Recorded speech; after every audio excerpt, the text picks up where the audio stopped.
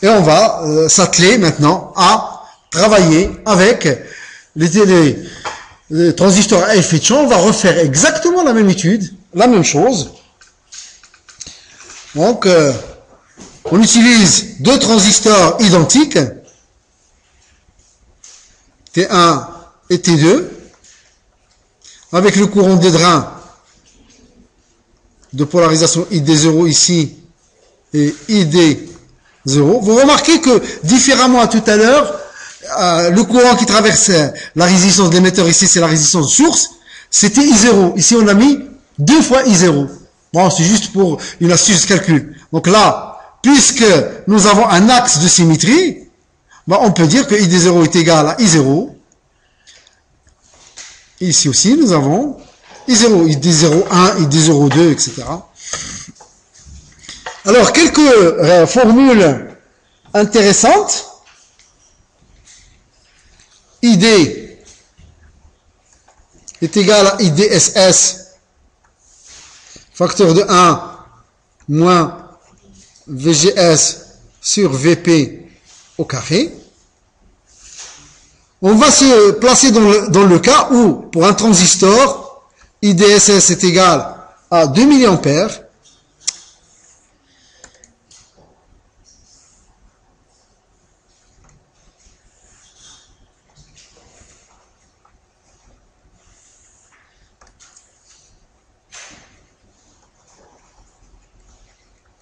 Et la tension pic, ou de pincement, pas de pic, de pincement, est égale à moins de volts.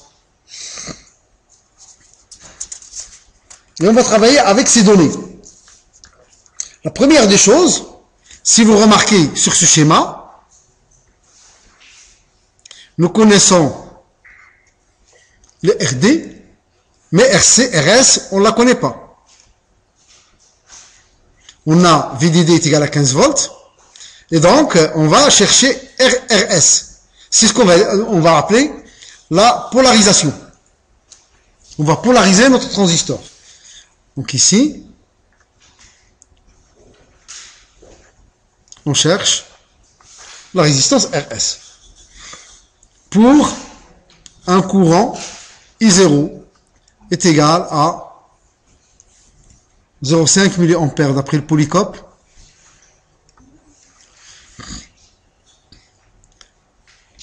Alors, nous remarquons en statique que V1, pour faire le calcul de la polarisation, est égal à V2. On les ramène à la masse. Et ID01 est égal à ID02. On l'a déjà parlé. Est égal à I0.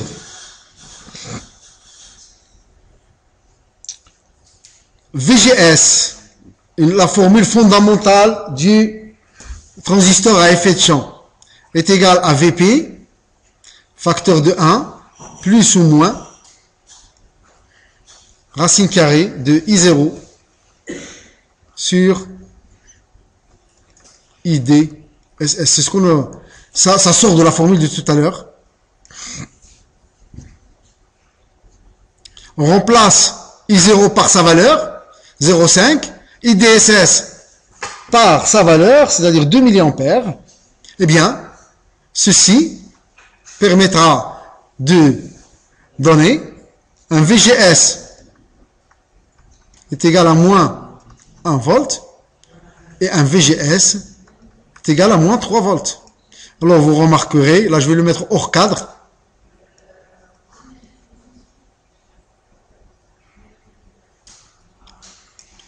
ici, nous avons notre VP, ID et VGS. Si on choisit VP est égal à moins 3 volts, on est là. Parce que VP est égal à moins 2 volts. Bah, on n'a pas d'amplification, là. On n'est pas sur la courbe. On est sur ID égale à 0. Donc, on est obligé de choisir 1 volt, c'est-à-dire se mettre là, pour avoir un courant ID. Sinon, on n'a pas de courant ID. Donc, on va choisir VGS est égal à 1 volt. Voilà la tension de la première le premier paramètre de polarisation. De la même façon, je vais revenir au schéma de tout à l'heure.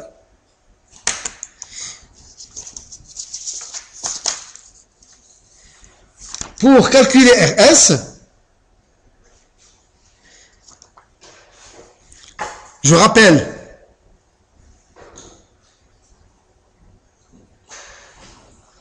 que ici, on avait mis un court-circuit, même chose ici. La tension, c'est moins VEE, plus 2 RS I0, plus VGS, est égal à 0. On est d'accord? Bon, on va l'écrire. Est-ce que vous vous rappelez? On a moins VEE, plus 2 fois RS I0, plus VGS, est égal à 0. On cherche RS. RS est égal à 16 kΩ. Bon, je sais pas, on peine de l'écrire. Alors, les tensions particulières seront V, D, masse, ou bien VS1.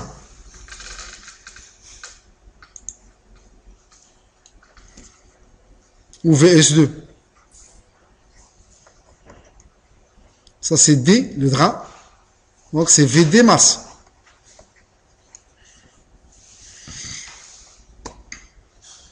Alors, ce VD masse, ben, on l'avait vu, je l'ai pas dit, c'est donc VDD moins RD ID0.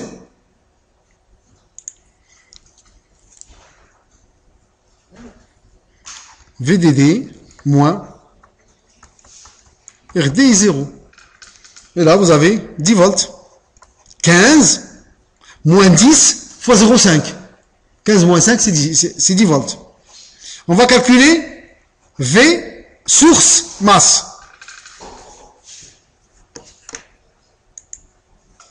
V source masse, c'est cette tension.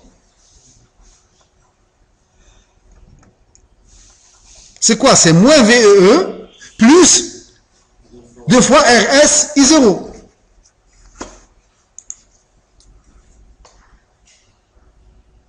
On avait dit moins VEE plus 2 RS I0. RS est égal à 16 kg. I0 est égal à 0,5. Le tout est égal à 1 volt, je pense. Ah, 2 fois. I0 est égal à 5. Attends, alors, VEE, c'est moins 15. C'est la même chose que VDD. D'accord? RS, c'est 16. I0, c'est 0,5. 0,5 fois 2, c'est 1. Donc, c'est moins 15 plus 16. C'est 1.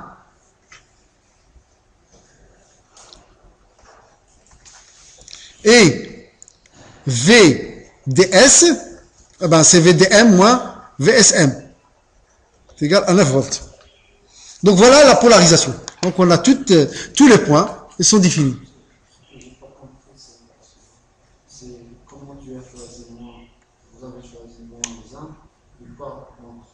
Bah parce que pour moi, si je choisis moins 3, à quoi est égal le courant ID? Ne regardez pas moi, regardez là-haut. À quoi est égal ID? 0. Ben, vous n'avez pas de polarisation avec 0. Vous avez un transistor qui est bloqué. D'accord? Donc je ne peux pas choisir 3. Moins 3. Je suis obligé de choisir. D'accord? Ceci termine l'étude en statique. On a tout. Toutes les valeurs statiques, on les a. Ben, on va passer à l'étude dynamique. On va remplacer le transistor par son schéma équivalent. Donc, nous avons la gate 1, la gate 2, le drain D2, le drain D1. Tout est identique. Cette tension, on va l'appeler V RS. À partir de ce schéma, on va calculer les caractéristiques. On va commencer par exemple par le gain différentiel. C'est VS1 moins VS2 sur V1 moins V2. Alors VS1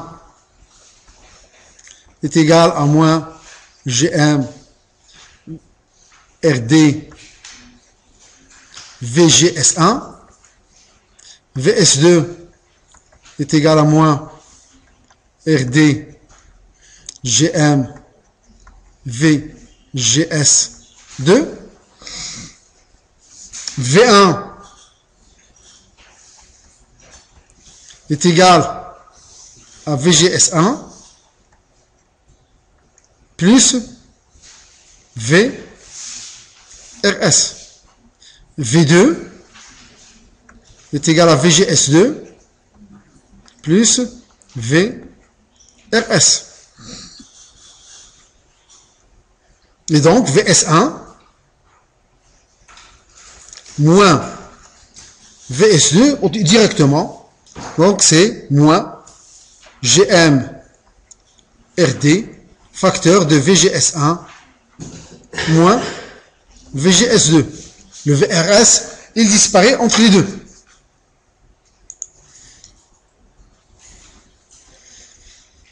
Et le gain AD,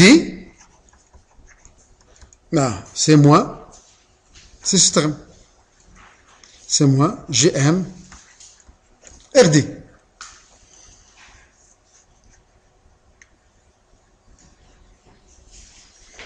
On va regarder le gain du mode différentiel et du mode commun. Pardon. Oui, voilà, celui-là. C'est ça, c'est le haut qui manque. Donc le gain du mode commun,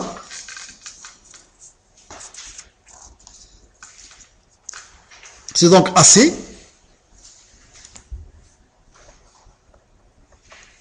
qui est égal à VS1 plus VS2 sur V1 plus V2. Alors, V1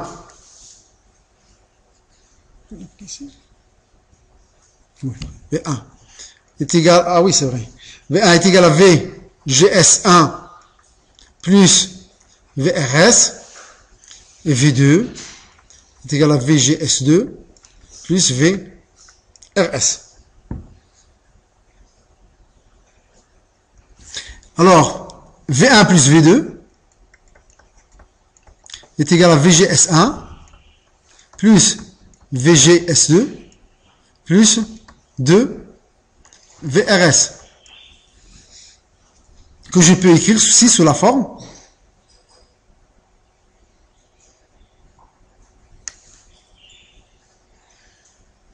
alors VRS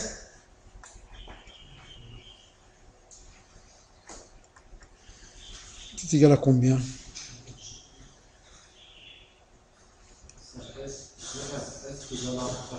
GM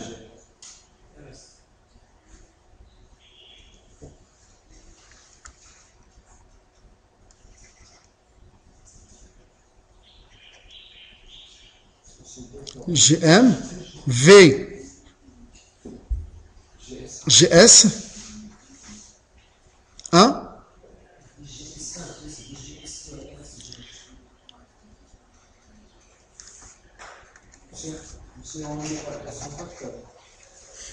pardon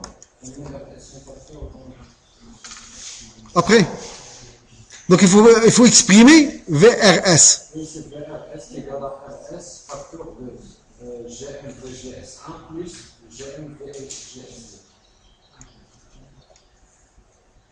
VRS, vous me dites, est égal à quoi?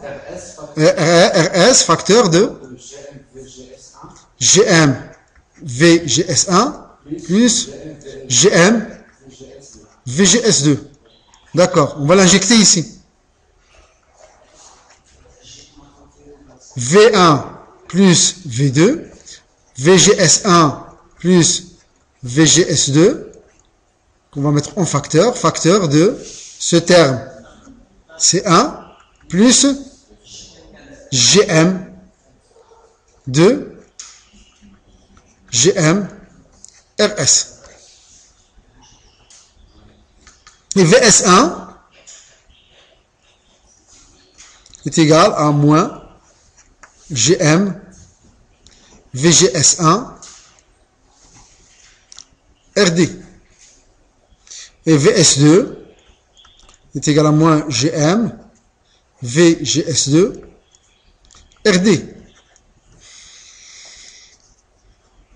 On combine tout ceci pour obtenir le gain AC qui est égal à moins GM RD sur 1 plus 2 GM RS.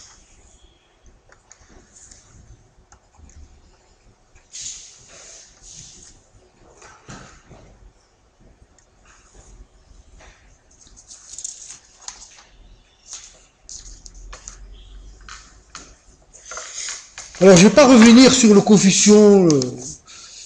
Est-ce que c'est marqué ici? Oui. Enfin, je vais sauter une petite partie là. Vous voyez qu'une un peu intéressante. Il y a que des calculs numériques. On ne va pas perdre notre temps avec les calculs numériques.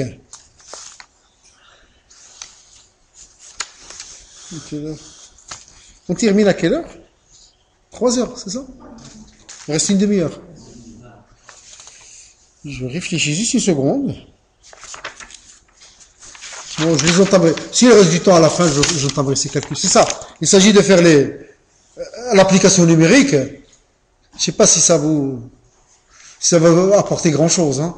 Il suffit de mettre les valeurs numériques et de faire des calculs. D'accord? Et l'exemple de calcul, là, c'est pour vous dire ce que j'ai dit 5 fois. Je ne sais pas combien de fois je l'ai dit. C'est qu'il faut remplacer la résistance RE, ici la résistance RS, par un générateur de courant. On vous donne un exemple numérique là-dessus. D'accord? Moi, ce qui m'intéresse, c'est ça. C'est de vous montrer comment on utilise le générateur. D'accord? Bah, on va l'utiliser. On va voir. Donc, on va remplacer, donc ici,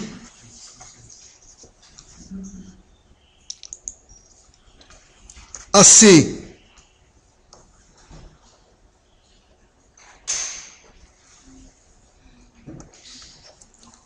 est faible si quoi? RS est infini. RS est grand. Alors, l'impédance d'un générateur de courant, elle est très grande. C'est intéressant. Donc, on va remplacer RS ou RE par un générateur de courant. On avait vu la dernière fois, ou il y a 2 semaines, je ne sais pas combien, on avait vu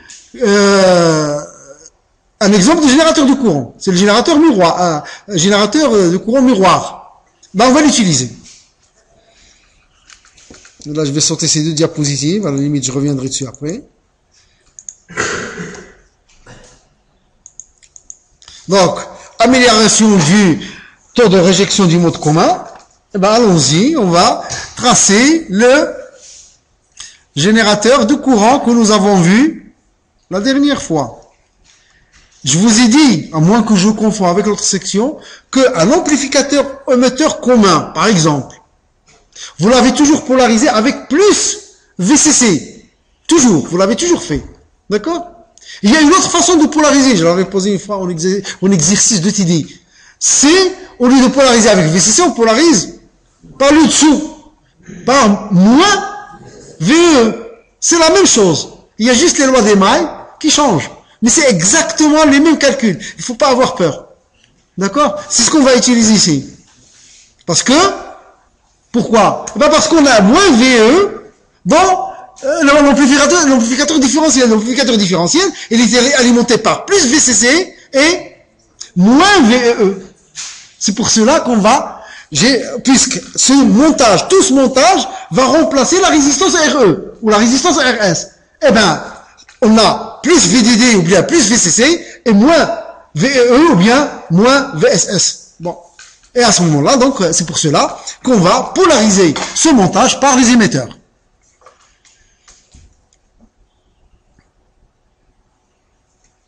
Donc, le collecteur C1, il est là. La résistance, cette résistance, on l'avait appelée R1, dans le montage précédent, si vous vous rappelez. Ici, nous avons le transistor T1, le collecteur C1 et la base B1 sont connectés. Nous avons la base B2 ici. Je termine le montage par là. Donc, une résistance R2, qu'on avait appelée dans le montage précédent RE1. Et vous vous rappelez, on avait dit que le courant dans une branche est égal au courant dans l'autre branche si RE1 est égal à RE2. C'est pour cela que là, je vais aussi mettre une résistance R2. Et là, j'ai moins VEE ou VCC. Et je polarise mes transistors par les émetteurs. Donc ici, nous avons l'émetteur 1. Ici, nous avons l'émetteur 2. Ici, nous avons le collecteur C2. Et c'est ici qu'il y a le fameux courant I0. Donc, on va l'appeler IC2. C'est le fameux courant I0 qui doit être constant. C'est bon? Ou 2I0. Ça dépend. Je suis dans le bipolaire. Bon, dans le transistor à effet champ, c'est 2I0. Bon, on va mettre 2I0 si vous voulez. Est-ce que ça change? Qu'est-ce que j'ai fait dans les mains? Oui, c'est 2I0.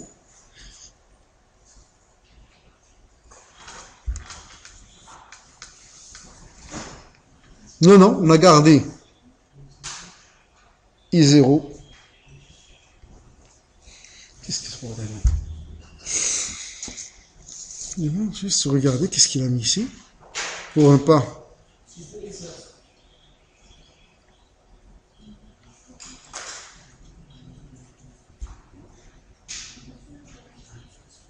Ici, il a mis 2I0. Ici, 2 est égal à 2 fois.